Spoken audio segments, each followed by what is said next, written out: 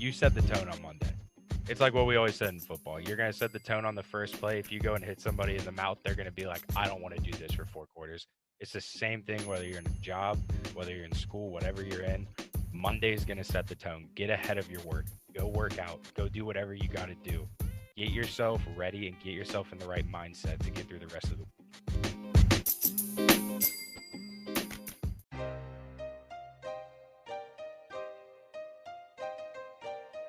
You are now tuning in to the Roughnecks Podcast with your host, Cole Nixon. Much love. But thank you for tuning in to another episode of the Roughnecks Podcast. I'm your host, Cole Nixon. I'm a senior at Ohio Wesleyan University in Delaware, Ohio, majoring in business marketing with a minor in data analytics. I also play football for the Battling Bishops with a love for sports and entrepreneurship. That's why I started this podcast. I wanted to be able to share the knowledge and advice of sports figures and entrepreneurs with all of you. Just about every week, I try to bring on a guest who is viewed as a leader and motivator in the world of athletics, coaching, entrepreneurship, business, and just life in general. A new episode is released every single Monday morning at 10 a.m. Eastern Time. Don't miss Motivation Monday at the end of each episode. Be sure to follow us on Instagram at Roughnecks Podcast and Twitter at RoughnecksPodC1. If you want to contact the Roughnecks Podcast about potential sponsorship or collaboration, then message us on social media or email at roughneckspodcast@gmail.com. Make sure you subscribe, rate, and review so you don't miss any of our future episodes. Shout out to Dante Fair for the podcast music introduction and P&H Studio for the logo. Now let's get into this week's show.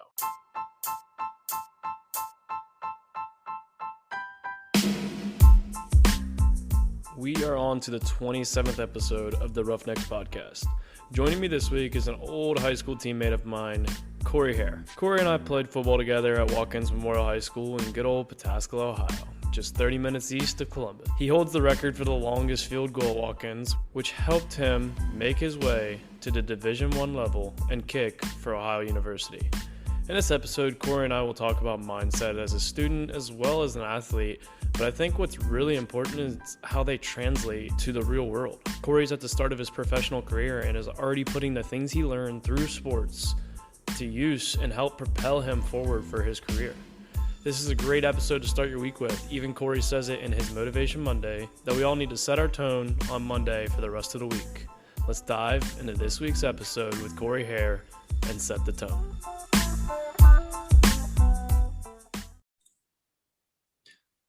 What's up, everybody, and welcome back to yet another episode of the Roughnecks Podcast. This is our 27th episode. It's crazy to think, for me at least, that this is a podcast that has been going on for 27 straight weeks now. It has been a crazy ride, but I am thankful to be able to do this, and thank you all to all my listeners out there. The Roughnecks Podcast now spans across 7 different countries, mainly the United States, which really isn't a surprise, and I'm not really that worried about that, but there are listeners from 22 different states. So thank you to everyone who listens and supports our podcast. It is truly appreciated. Joining me this week is an old high school teammate of mine who I've known for a good amount of time now, Corey Hare. Welcome to the Roughnecks Podcast. I appreciate it, brother. Nice talking to you again. It's been a while. It has been a while. I think it's been too long. It has. But 100%. we played together in high school out in good old Pataskala, Ohio at Watkins Memorial. We were lucky enough to be part of the second team in school history to make playoffs. Now, things didn't go our way in playoffs, but we still made it to playoffs, and we beat Heights that year, so that's a win-win. That's just a good combination. That's a good season, if you ask me. The best season. The best season you could have. Beat Heights to get a lock in the playoffs. That's the best way you can roll about it. We won't talk about that Lakewood game, though, because that's just In our defense, that was the worst weather and officiated game I've ever played in my life. Never in my life have I seen a ref line the ball up like 10 yards from the sideline. Because I remember like lining up and I'm like practically on their sideline and I'm like, something's not right here. But you couldn't see the field at all. There was nothing on the field. Nothing. They had a kid. I remember one play. They had a kid that was like 5 feet out of bounds, and he ran like an extra 15 yards, and then the ref realized that he was out of bounds, and then they blew it dead, but they gave him the extra 15. It's because their field was trash. They have turf now, but it was so bad. Worst condition game ever. Oh, to play any 100%. position. Any position is hard. My mom said, I remember her telling me after the game, she goes, "Yeah, I had trouble figuring out if it was you or Cameron Johnson half the time because you guys looked so alike with how you guys were built and like your numbers were 1 and 4, so they're pretty close, and you guys were just so muddy." Of course, we wore our white uniforms that game too. Oh yeah, the away uniforms. It definitely salt to the wound when we got a police escort home before we went to the playoffs, and we just lost to the worst team in the LCL, and we would have won to share the title. That was a rough Yeah. one, but we also got the worst draw you could get in D2. We played two All-State running backs, and they had four receivers that were 6'5". So it was definitely a tough draw, but it was a milestone that hadn't been hit since I think 2000. It was either 2006 or 2004. I remember I was a ball boy the last time we went. We played Pickerington Central in the second round and got absolutely walloped. Yeah, of course. Like it seems like we get the best draws out at Watkins. Yeah, it's brutal being in Division Two in a small country town when you got schools like that are in D2 as well. Oh, But 100%. it was cool to say we did it. Nobody else is gonna say that for a while. Well, But that's one thing my brother told me. He goes, "You did two things I never did." He said, "You beat Heights and you went to playoffs." And so he's like, "You be proud of that." yeah, it was exciting. That I would say my junior year was probably the most fun I ever had playing football. Oh, I 100%. agree. I agree. 100%. Yeah, because my senior year, no offense, was not quite the same once you guys left. You guys lost a lot that year. You lost I think what, like 17 starters or something like that. Yeah, I was the only returning starter on defense because they moved Morris to quarterback and he didn't play any defense anymore. And then I think Garth and Terry were the only Yep. really Terry Lowry. people who had experience, and Scott because Scott played D or O line. Oh yeah. Yeah. That was But crazy times. It's crazy thinking about it. oh man, I was just saying something today. Because I get taken out on punt safe because I mean it makes sense. I'm not the person you want returning to football, but I was like, I used to return like freshman year of high school, which is like 8 years ago. Like this is crazy to think that like how fast time goes. It really is. You've caught my punts though, so I mean, That's you, true. you could catch a D3 punt, I'm sure. I don't know. There is some pretty good punters out there, and we got Oh, yeah. Dennison this week, so Dennison probably has a decent punter. Oh yeah, because they always hold a camp, so they always got somebody that's in the pipeline. Exactly. But our topic this month is mindset and attitude. And I've done this the past few weeks with Lindsay Carastensel and then Jerry Harper. But there's a podcast that I listened to by Michael Redd, who was a former Ohio State basketball player who went on to have a nice career in the NBA and even was on the 2008 Olympic team. But his podcast is called Betting on Yourself. And he asked all his guests what it means for them to bet on themselves. I'm stealing it from him this month because, in my opinion, it's something that relates to like your mindset and your attitude. So what does it mean for you to bet on yourself? And I'm looking forward to hearing your answer because we both kind of experienced this. And it's something like as an athlete who's getting recruited to go play, you learn like you have to make that bet on yourself when you're deciding where you're going to play. Even if you're just going to college, you're making a bet on yourself. You're making your home for potentially a year to 4 years. So what does it mean to you to bet on yourself? That's a really good question. It's funny that you said you're talking about athletics with it, but it'll actually transition the same way once you get a real world job, like a lot of people say. But I mean, man, if coming from a kicker, if I were to walk out on the field and be like, I don't think I'm going to make this field goal, your chance of making it gets cut down so much because nobody's going to be confident in you if you're not confident in yourself. And it goes the same way when you're in interviews, when you're going to colleges, like you mentioned with recruiting. You're going to have 5, 10 other guys that play the same position as you. They're going to be built just like you when you get into college because you're taking the best player off each team out of each class. And you have to know that if you're going there, you're going to have competition. If you don't bet on yourself, don't expect to play because your coaches aren't going to bet on you if you don't bet on yourself, if that's a good way to word it. And it's the same way when you get into the business world. If you go into business or whatever you decide your profession is, you have to be able to exemplify why you bring more value to the table than the guy next to you. Because if not, then they're going to be the one who's going to get the contract. They're going to be the one who gets the offer to play football. It's all going to be the same, and it carries to every aspect of life. You just have to carry yourself high. You have to be confident in what you're doing, and it'll take you a far way. I like that you incorporated both sports and like the real world because in my opinion, I think when I look at the things I've learned in sports, especially, they propel you for like your real life and your future. there's so much, doesn't matter what sport it is, even if it's an individual sport, like you're running up to 200 in track or something, you still learn about, commitment, time management, and all these things. So they go hand in hand. So like you said, like it's the same thing on both ends of the stick. 100%. And it's funny because I started at Ashland, then I went to Ohio University, and then after my football career was over, I joined a sales organization, and we had to give elevator pitch contests. And essentially, it's actually super funny because him. Me and Brandon Boyd tied our room, and we had to give a pitch in front of 80 people off of a whim, a pitch that I made up in 30 seconds. And I had no professional experience. I had not worked a professional job a day in my life. Me and you worked together at All Tales, and then I cut grass at Cumberland Trails for the next 4 or 5 years. And then after that, it was just football all throughout the summer.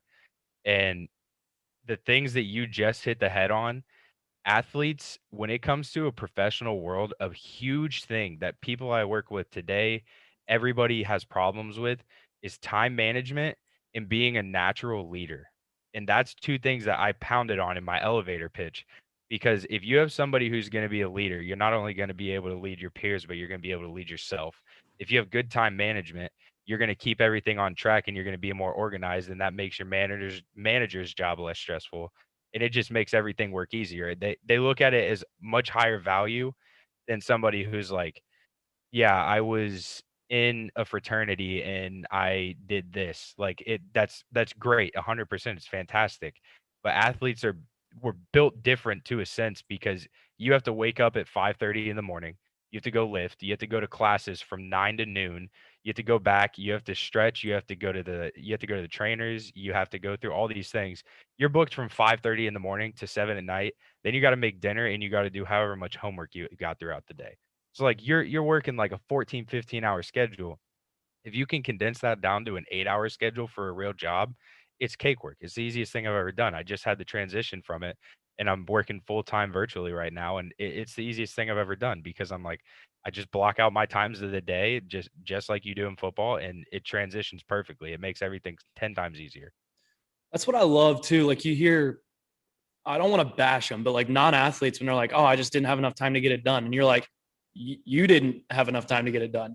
I was up Oh yeah. till 1 a.m. because that was the only time I had to do it. Like, and like, I love when people are like, oh, I just had a sweet ass nap. And I'm like, I don't remember the last time I took a nap. Like as an athlete, the only time you get naps are in the off season, and you barely get naps. You learn how to make those 20-minute naps. It's either that or on the couch in the locker room. It's one of the two. You Oh, gotta pick I one. done that before. Done that before a time or two. That 100%. actually, what you said leads me into my next question. And I wanted to talk a little bit about mindset in the classroom because, like we talked, like as a student athlete, it's hard. It can be hard to, especially even have a positive mindset and like with that time management. So, what was your mindset? I mean, obviously, it shifted from high school to college because there's a little bit of a difference. But so, like, what was your mindset in the classroom wise? So it's funny how you mentioned high school to college because college classroom wise is easier than it is in high school because you're not sitting in back to back classes from 7 a.m. to 2 p.m. And then you have to go to the locker room and change and do all the other stuff. You get to schedule your time for your own classes. If you schedule smart, you're going to have at most 3 classes a day that are going to be an hour apiece.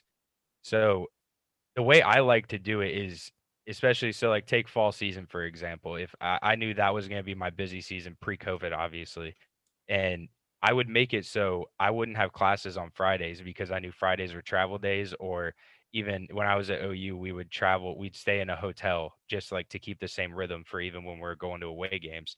So I knew that like Fridays, I didn't want to have classes because I wanted to get zeroed in for the game that was going to be on Saturday. I didn't want to have to stress about, am I going to eat lunch today or any of those things. Like it was just 100% time to zero in because football is your job when you're in college if you're an athlete, if you're a football athlete. And it's the same thing though. Like you're in college to play football, but you got to get a degree because what I don't know what the percentage breakdown is on it, but 0.5% of kids that play high school football make it to the NFL. And we just talked about how hard it was to betting on yourself to go beat 10 kids who are going for your position at your school. Now take the best high school player from every school and then take the best kid off of those teams, and he might not even get a shot at the NFL. Like it's just such slim chances. So you have to prepare yourself to be able to take on the real world afterwards. And that's going to make you way more successful than if you get through your senior season and you're like, well, I thought I was going to the NFL, but that fell through. So like, now what am I going to do? I have a degree that I don't care about, all these other things. It's just, it comes down to you have to set yourself up to be successful post college. And that's a lot of athletes struggle with that because they think football is the entire world.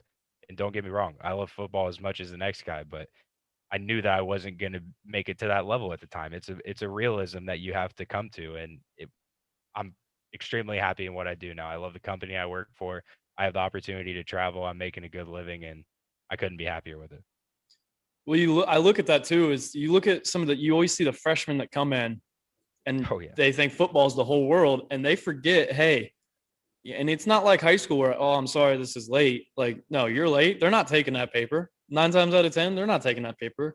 Now here, I will say they're a little more lenient. Yes, you're going to get like at least a grade difference, but because we're a smaller school, but still, like people like you, how many freshmen do you see come in that even if they're great football players, they can't stay because of the fact that they didn't manage school?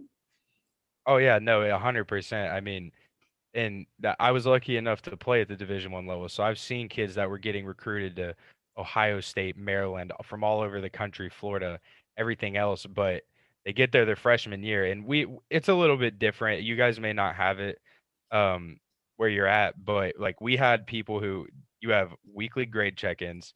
You have to go to tutoring for however much time based off your high school grades, because they'll take the kids who are coming in, look at your high school grades, and they'll be like, you need to go to study hall for 6 hours a week. You need to have this certain grade point average consistent. And if you aren't, then they make you stay in study hall and you have to do all of your work with the tutor right next to you, or they won't let you practice because they're investing in you. They're giving you a scholarship, $100,000 Mm-hmm. that for the next 4 years. So they're not going to let that go to waste because, like I said, you may be great, but we can go pick somebody up from wherever else in the country. They're going to do the same thing you are. And if they have a better work ethic and they're not a liability in the classroom, they would much rather want to take the kid who's going to be successful in the classroom so they know they don't have to worry about him outside of the football field. 100%. Yeah, we have the same thing here, where we have to hand in our grades every week, and they even send out professor surveys like once a month or something, to Oh, where yeah. it goes straight to your professor, so they'll be able to tell if you're lying on that, like because the professors are going to give their honest feedback, especially here at Yeah. the D3 level. Like we're not on the national level, so like if you're a screw up in class, they're not gonna be afraid to hide it. Like you're no Joey Oh, Bosa yeah. or something like. But and that's the Yeah. same with us too. It's we have study tables where we have to 2 or 3 times a week. Now we can't really do it as much anymore with COVID because we can't go to the library. Like we can't have a big group of us go to the library.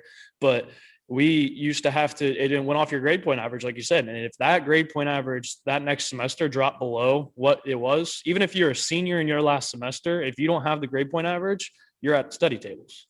Exactly.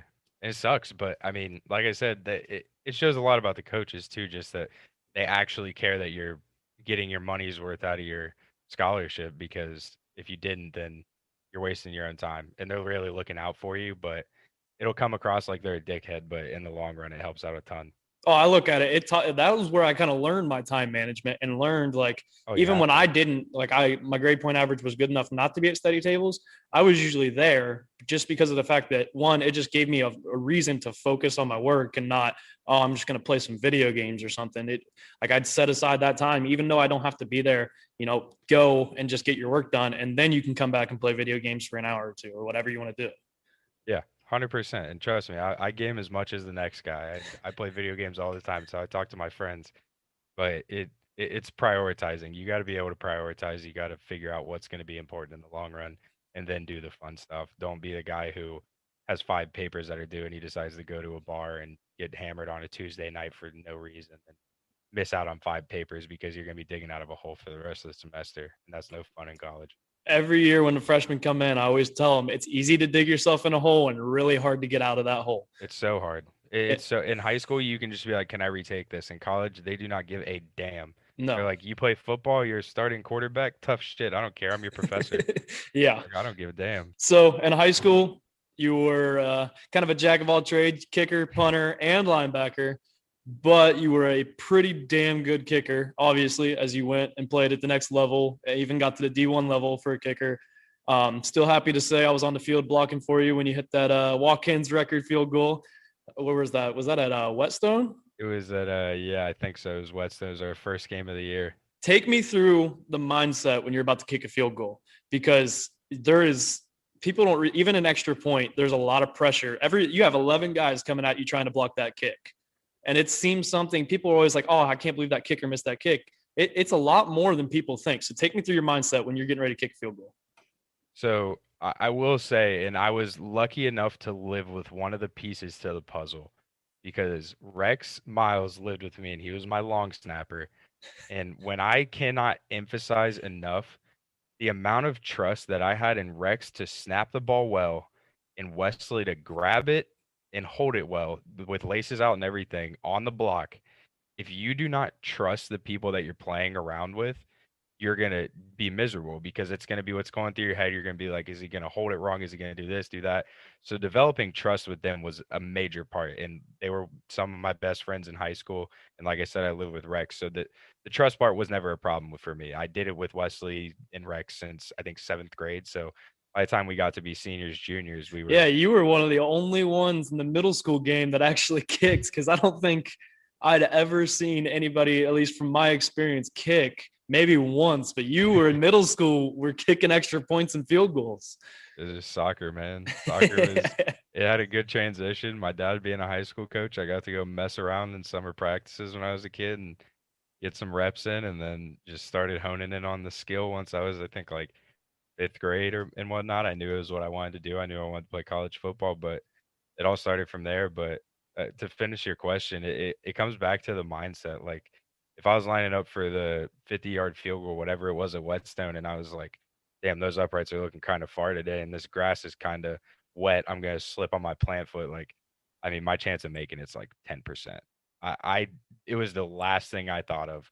I didn't know it was for a record. I didn't know anything that was going on because I'm pretty sure Josh Hicken jumped on the first one. He So did. It wasn't gonna be a record, but then Josh jumped, so it bumped it back 5 yards. But I mean, it all comes down to like I put in the time, I put in the effort to perfect moderately what I was gonna do. So when the time came, I knew I'd be able to go out there and perform. And that's really ultimately what it came down to.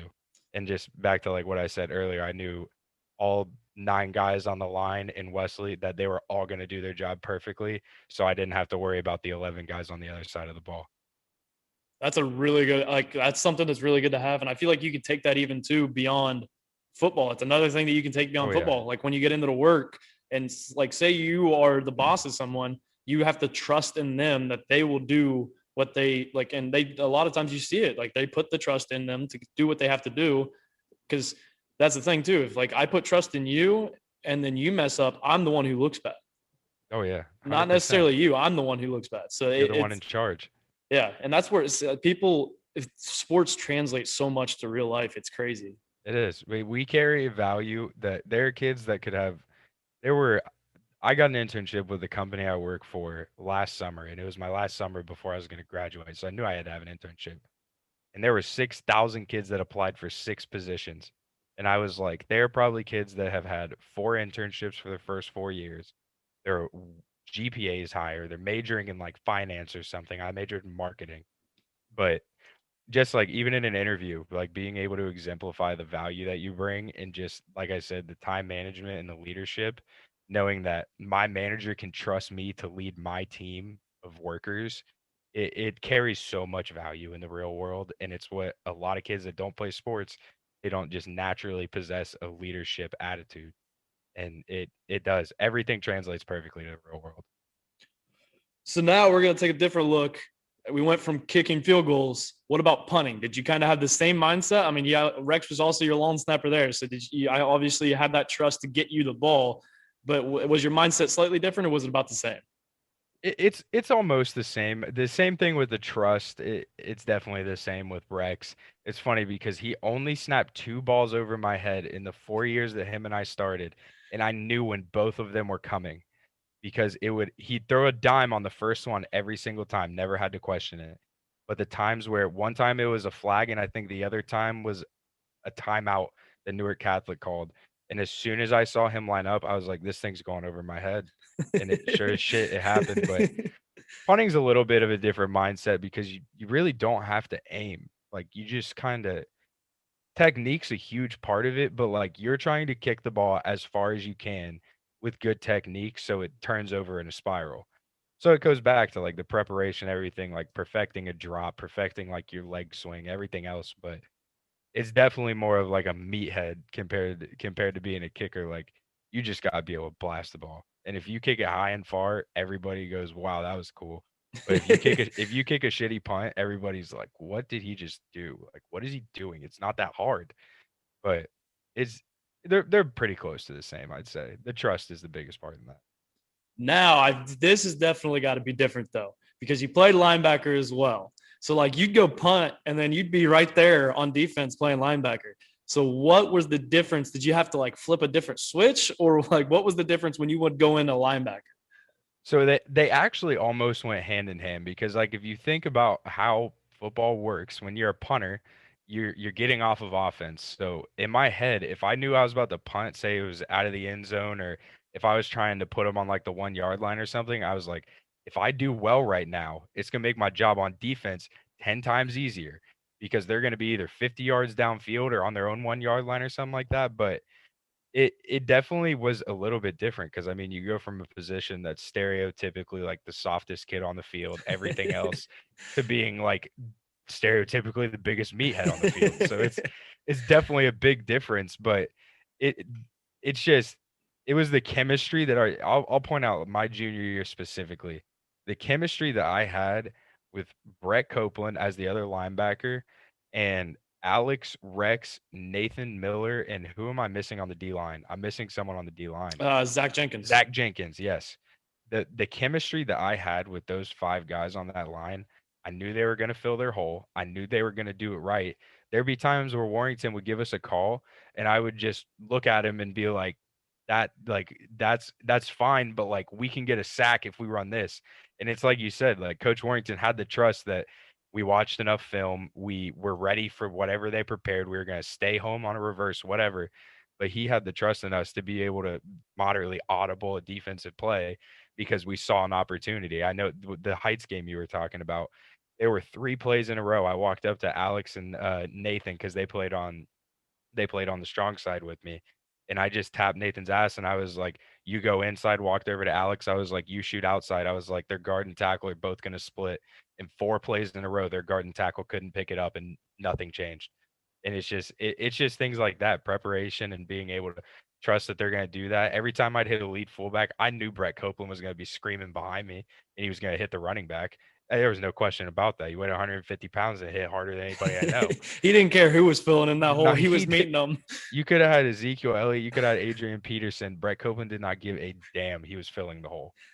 That's the same way our middle linebacker is here. He doesn't care who it is. I've never seen anybody hit harder than him because Dennison's running back the past 2 years has been, he's a stud. I mean, he's like 235 and he's pretty quick. But I remember sophomore year, I got to start against him.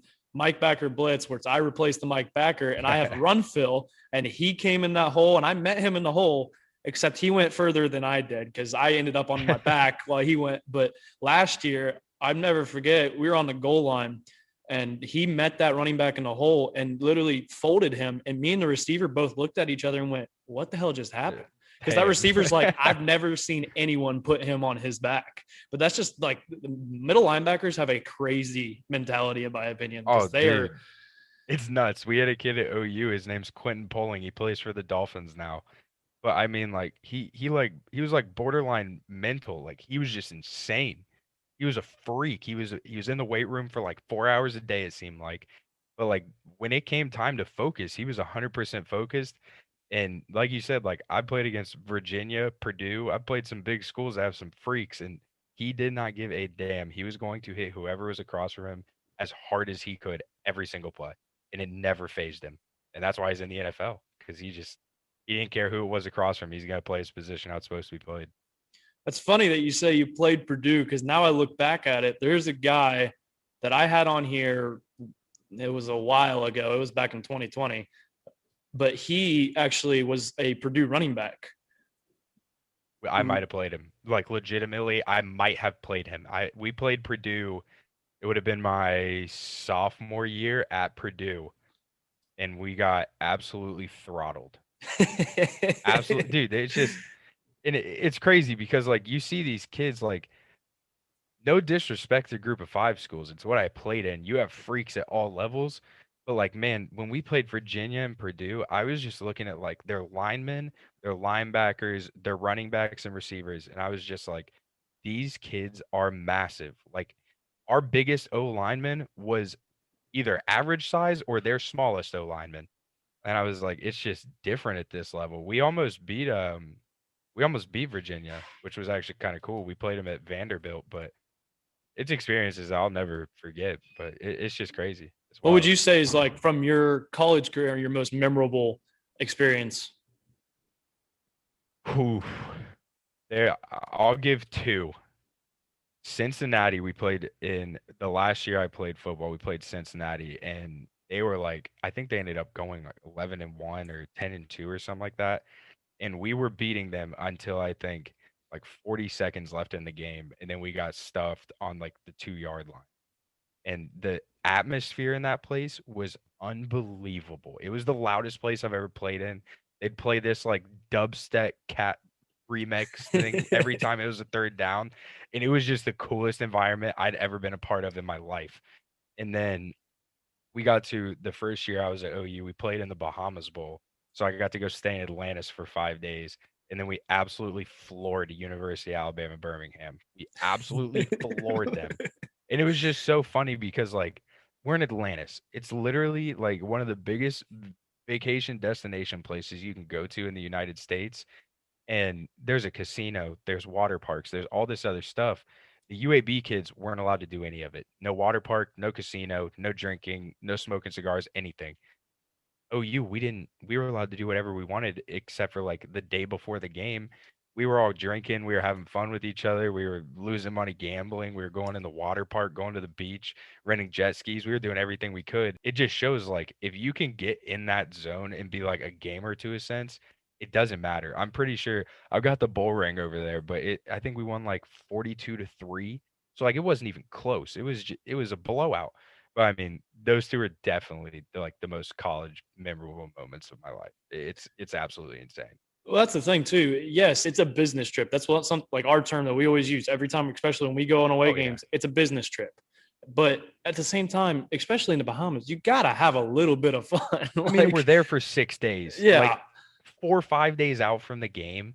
There's no way I'm not gonna go buy a yardstick drink, a cigar, and go sit on the beach with the specialists and just bullshit for three and a half you gotta hours. enjoy it at least a little bit. Exactly. And our coaches knew that. They were like, this is gonna be a fun trip. So we got all of our practice and everything out of the way by I think like 2 p.m. and then the rest of the day was ours. So That's it was sweet. a blast. It was so much fun. Going back to a little bit on the high school topic. So your dad was like we've talked. Your dad was one of our coaches. Did Mhm. you feel a sense of pressure having your dad as a coach? And if you did, how did you handle So that's a weird one as well. My dad, he'd coached a lot of my little league teams. He never coached baseball because he doesn't know a damn thing about baseball. But that? he always helped with soccer. He helped with football when I got into it. He was my eighth grade boys basketball coach. So like I'd had that experience before. He was my teacher. He was my science teacher in eighth grade. So I mean I've literally had him as a father, a teacher, and a coach. So it was all across the board. But I mean, at times, like yes, there is gonna be a little pressure. And when I when I do something bad, he's gonna be the first person to let me know because he knows what I was capable of doing. But that was also a double-edged sword because when I did something good, he'd be the first one to let me know as well. And it was a blessing, I would say, more than it was anything else because you go to a high school game, how many offensive coordinators are gonna let you line up for a 55-yard field goal? Like it's not gonna happen very often, but like 100%. the Hell, fact half that the he's time in my college, even some college kickers, they're oh like, yeah. "Yep, nope, we're going for it or we're punting it." Oh yeah, 100%. You're gonna punt it and you're gonna try and pin him. But he'd seen me work on my craft. He knew what I was capable of. He'd seen me hit from 60 in practice. So if I looked at him and I felt it was the right conditions and I was like, let's go, he's calling out the field goal unit. He did not care. He knew that I had the confidence to walk out there and kick whatever I was planning to kick. Oh, and I feel like that also stemmed even onto the team too. Especially, well, it helped you hitting that 50-yarder in the first game, but at the same time, like we all trusted in you. Like if we knew if we got to a certain point, all right, well, we at least got 3 points. Yeah, Like, and we knew that you was were my gonna make goal. it. That was my goal. I remember when we were playing Heath my junior year, and that was a close game, Mm-hmm. and I shanked a field goal because it was wet and my plant foot slipped when I kicked it, and then I went to line up for another one that would have made it like a 10-point game with like a couple minutes left, so like almost locked up the game, and I just remember Michael Ford looking at me and being like, dude, like this is automatic for you, like you got this, and I was like, damn straight. Sure as shit went out there, kicked it, went through the uprights, and we ended up winning. But it just knowing that like everybody on our team was confident in me because I couldn't even imagine being a kicker walking out there and your team's like, holy shit, why are we kicking a 40-yard field goal? He's not gonna make it. Like that goes through your head. Kicking's like golf, like it's like 85% mental. Like Mm-hmm. you get to a point where you know what you're capable of. And if you're not confident in it, you're gonna do poorly. You're gonna do very bad. Going off that too, like you said, Michael Ford telling you other people can help build your mentality as well. I feel like 100%. they build, because that's the thing. Like if you have everybody like saying, "Oh, I can't believe we're kicking it," your mindset, even if it was good going into that, your mindset, you're going to start to question yourself a little bit because Oh yeah. everybody else is questioning you. We're human. It happens. It's like people are like, "Oh, don't let it affect you." It's going to affect you whether you want to admit it or not. Oh, 100%. And that goes back to like team chemistry. I'll say that is one thing that our junior year we had that our senior year we did not, and we had the capability of being just as good my senior year. But the fact that after every Friday night football game when I was a junior, we would all go to Michael Ford's house. We'd all throw in a dip. We'd all play NHL. We'd do whatever it was. Like we would just hang out and we were all like best friends. And that's why when it came time to strap up pads and go out on the field with each other, I never had to question if a single guy that I was in that room with was going to be able to go out and do their job. It's 100%. I was 100% confident in every single person on the field. It I didn't look, matter if you weren't that athletic. Like I knew you were smart enough to do your job. and you said that team chemistry. That's the thing too. I was just a sophomore. Me and Garth were both just Yeah. sophomores, and we both were lucky enough to be able to start and play. But I look at that as you guys would allow, like you and I remember Michael inviting me over, Yeah. and that was the point where I was like, it makes you feel included, and then my ability in myself feels like it starts like, all right, like they trust in me, yeah. Yeah, So you it's start to get boosted. 100%. But But going back off of your dad, now it happens. It's honestly everything. You probably know exactly what I'm about to say, but did you feel any outside pressure from it? Because all the time when people have parents as coach, everybody, the rumors start flying. Oh, he's only playing because of his dad, or oh, it's daddy ball. I mean, it yeah. happens. And I mean, truly, sometimes it honestly is true. Sadly, I have been a part of it and seen it. But with you, it was completely different. You earned especially like you earned your spot. And I don't think anybody questioned it. But did it affect you? I don't feel like it probably didn't affect you any, but how did you like handle that? So I'll say the biggest time that ever happened when we got to be like juniors and seniors, I knew that I did well enough in what I was doing to have the starting job. I didn't care who was going to tell me what. I was like, let's walk out on the field right now and I'll beat your ass in any field goal, punting, linebacker, anything. I'll beat your ass. But my sophomore year was a year that actually did kind of come into play because that was when Jared Lyon was a senior and it was I knew what I was capable of. I knew I wanted to freshman year I played freshman and JV and I wanted to take that next step to varsity because I didn't only want to do it for 2 years. And S- Sev being Sev, he made it a competition. He didn't just say like, "Oh, like you're better on this day or whatever it is, like you got it," or like you're going to play for the next 3 years, you got it. He made it a competition and we would literally alternate field goal and punting per rep in the game. So like I'd have to be like, is it my turn to punt? Is it my turn to kick field goal? Like what turn is it? And there definitely was some pressure. Me and him bickered back and forth, but I like Jared. He's a really good guy. And he went on, I think he had a college soccer career. He's a great dude. But it's funny what comes out of it because if I would have had it my way, obviously I would have done everything. I would have just done what I wanted to do. And I, in my sophomore year, I wasn't a great punter, by any means. I was just like I had a strong leg, I could kick it, do whatever. But I ended up being assigned to be our punter, and Jared ended up being our field goal kicker. So I had to get used to just punting, and it's a different leg swing a little bit, but I was like, I got put in a position that I'm not that good at. I was like, what am I gonna do about this? But that's what ended up making me focus on punting. I was able to bring a lot more value when it came to college recruiting because if you can have a kicker and a punter, you don't have to get another backup punter to back up your like to back up your starter now. So it added a lot of value to me, and that's how junior year I was lucky enough to be a first team all state punter. But it's strictly because I had a competition with Jared. I got stuck doing something I wasn't comfortable with, but instead of being like this is stupid and then just not giving a shit about it, I was like I want to be good at it and I want to like continuously get better at it. And that's why things worked out the way they did, and that's why I was able to make it to college is because if I knew somebody was better than me, I was like, what do I have to do to be as good as them? 100%. And that competition thing, that's what's crazy too, is yeah, you're getting every other rep. You have to make the most of those reps because 100%. that's in that competition. You're like, oh, I need to outdo him because I want this spot. And that's that whole competition thing, even in the game. Like, yeah, you're still doing what's best for the team, but at the same time, you're also thinking like, man, like I need to do, but that it helps the team as a whole. Oh yeah, 100%. And it was, I mean, me and him would bicker back and forth in practice. He'd make comments like the only reason you're kicking is because of your dad, blah blah blah. But I'd shut that shit up in practice. I go bang a 55-yard field goal in his face and be like, "Step up and do it, then, sweet cheeks. Like, let me see if you can do it. You think it's only because my dad? Like, I can do it every time. Like, let's compete. I thrive off competing. That's why I'm in sales. We have a quota. I try my damnedest to be the best salesperson in my company every single month just because I like the thrill of competing. I love the competition is, and it brings out it can bring out the best in people. It also bring out the worst, 100%. but more times than not, it's going to bring out the best in people. 100%. You're going to college, your first day of camp. What's your mindset going in? I'll give you both situations because my first year I went to Ashland. So I went to a D2 school my first year, and it's I mean a completely different world because in D1 you have 105 spots, and that's from camp all the way through the regular season. D2, my class had 65 kids in it. And then you had the sophomores, juniors, seniors, and then redshirt seniors in front of them. So we had like borderline 200 kids going into this camp.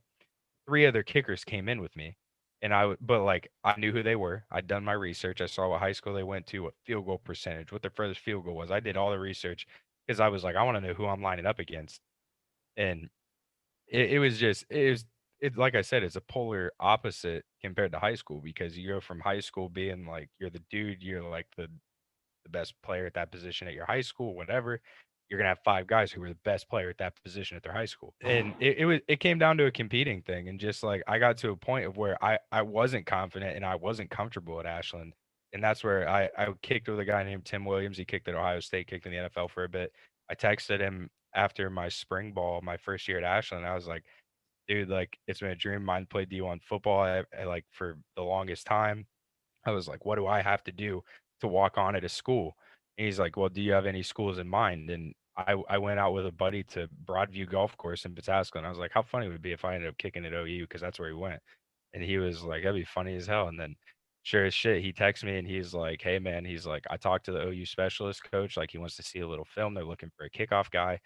The next day, I drove down to Dayton and I had to kick kickoffs. I had to kick him through the back of the end zone, put it on camera, send it to him. And then I think it was 4 days before camp started, he called me and he's like, hey, man, he's like, you're a Bobcat, buddy. Get down here. And I was like, holy shit, it's happening. But I also knew when I was going into OU, my first camp, kicker and punter that were in front of me are now competing for NFL positions. Michael Farkas was from Indiana. Dude's an absolute freak. Hits nukes up for punts. Like, it's insane. These guys are some of my best friends now. And then Louis Zervos, he was from Tarpon Springs, Florida. He's still trying out for NFL teams and stuff like that. Dude's automatic from 55 in. I don't care where you put him, what the weather conditions are.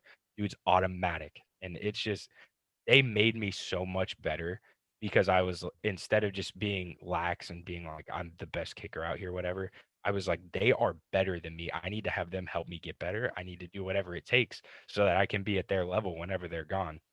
And that's what ended up happening. And it really was a blessing getting to transfer because I got to go to a school I ended up getting a job from. Like everything played out exactly how perfectly for my situation. It couldn't have been better. And that, if you go in with a mindset of complacency, I had a podcast with Trevor Scott one time where he said complacency is the biggest killer of progress. So if you come in with that complacency mindset, you're never going to play. Never. Because, and like you said, you realize they are better than me, but you also have to take the steps. All right, how can I get to that level or better?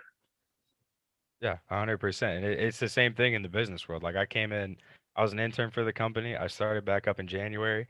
I knew I was gonna have a quota, and I got in here and I was like, damn, my quota's kind of high for my first month. Like they always told me it was a lot lower, but I was like, I'm not gonna not get paid because I get paid commission for setting meetings and shit like that. I was like, I'm not gonna not get paid. And then I met up with the girl at the time who was the best lead development representative in my company. I was like, what are you doing to like exceed quota by so much every month? She sat down, showed me. I took notes, did whatever I had to, adjusted what I wanted to, and then I hit like 145% of my quota in my first month. And I was like, it's literally because I went to people who are better than me at what I do, learned how they do it, and then you got to take the key parts out of that, adapt it a little bit, and then you're going to be able to reach your goals. And I say this all the time, and I was taught this, reach out to those people, especially even me with the podcast, man. I'll reach out and I will message people on Instagram and Twitter, even if I know there's probably no chance in hell that they're going to be on. But you don't know until you do it. And you can learn so much from those people. It's ridiculous.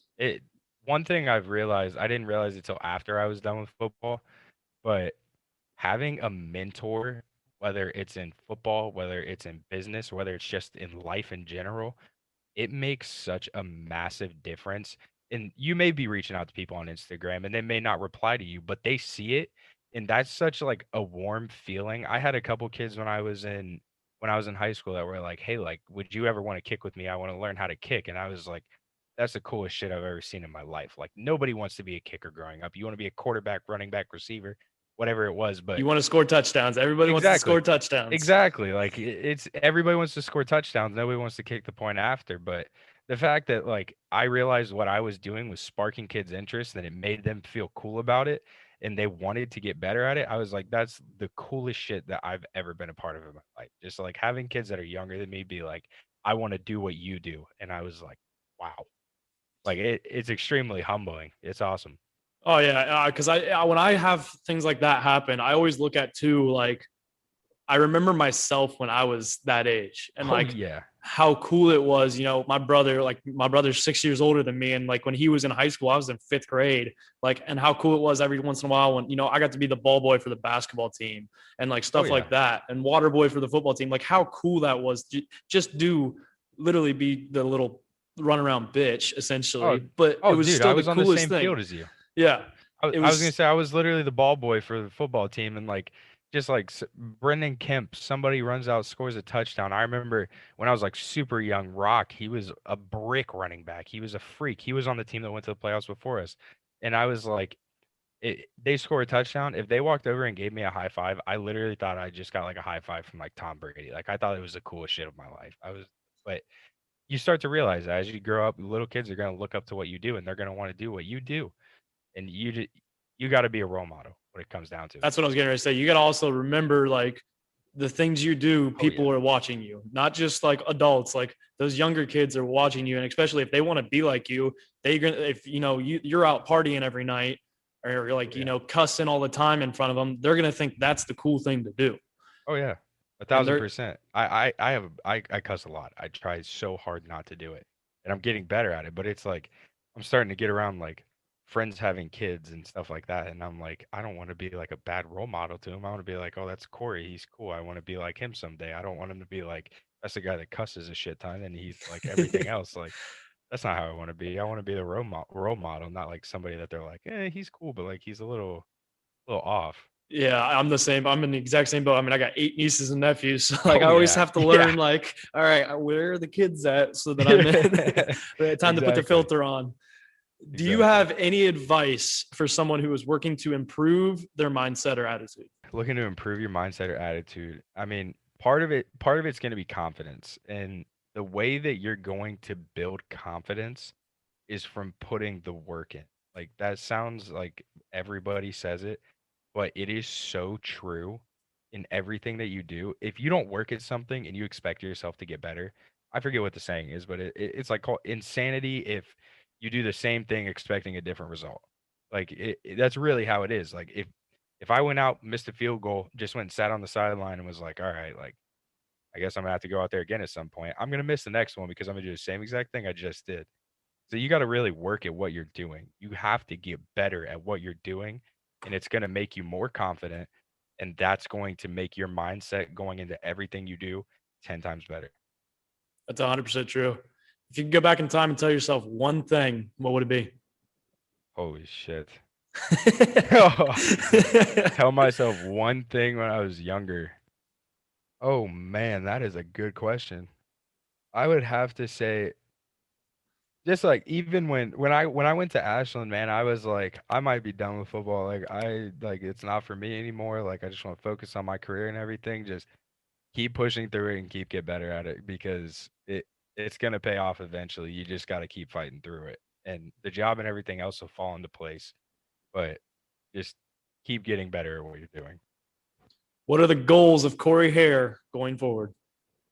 Going forward, I I have a pretty solid timeline at the job I'm at right now, and it's given me the opportunity to move. Our offices are supposed to reopen. I think it was September 7th. I'm gonna have the opportunity to move to either Boston or DC. So just getting to explore a little bit, get out of my comfort zone. I know a lot of kids from Pataskala, we all end up back in Pataskala because it's just what we do. You don't want to be far from home. Don't get me wrong.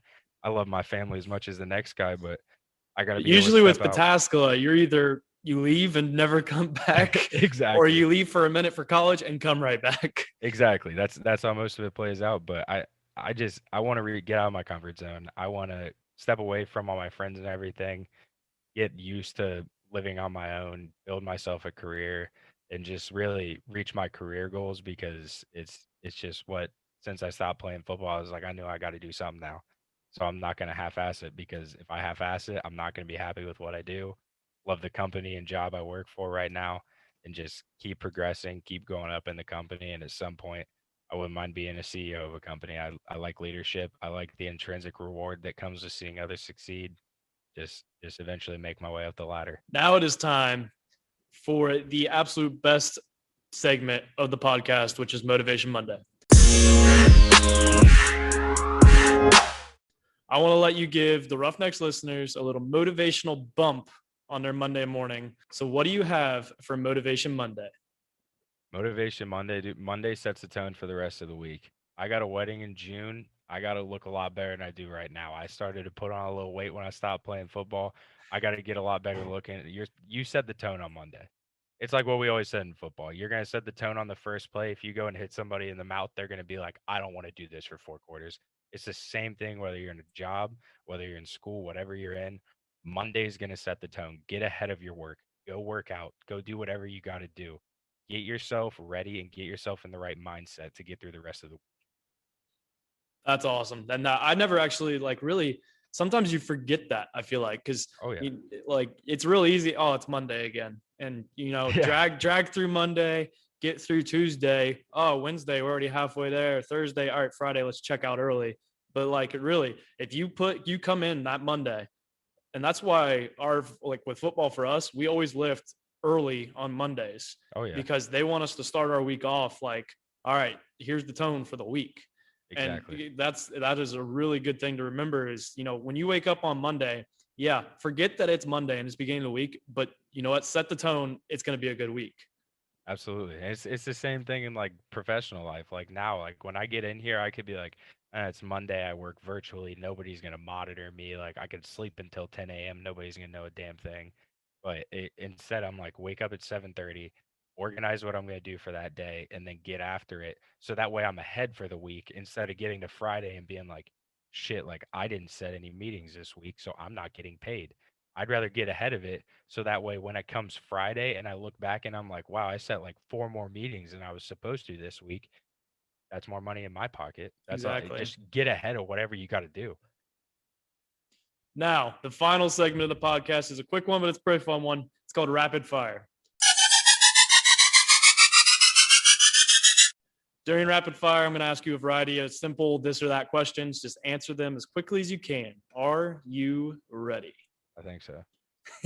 Early bird or night owl? Early bird. Xbox or PlayStation? PlayStation. Twitter or Instagram? Twitter. Twitter or TikTok? Twitter. Field goal or extra point? Field goal. Punting or kicking? Kicking. Now, kicking or linebacker? Kicking. 100% kicking. I knew I wasn't going to college for linebacker. Let's just get that straight. I'll set that one up. And with that, that's a wrap on episode 27 of the Roughnecks podcast. Thank you, Corey Hare, for joining us. And I want to take a quick second to say thank you to everyone who purchased the first ever Roughnecks merch. We should be having another sale in May with a little bit of a twist. More to come on that, so stay tuned. Corey, I actually will have a sticker for you that I will get to you once I get them. I have to wait to get those, but I will have a sticker for you, as well as if you were a guest listening to this, I have a sticker for all my guests in the past. Don't worry, I got you guys covered too. Be sure to tune in next week as Chris Bonner is making a reappearance on the Roughnecks podcast. He was an earlier guest of the podcast way back from episode 6, and that actually involved Teddy, for those of you who have been following for a while. But if you haven't listened to that episode, be sure to go give it a listen to get a sense of who Chris Bonbon is. But until then, Roughnecks out.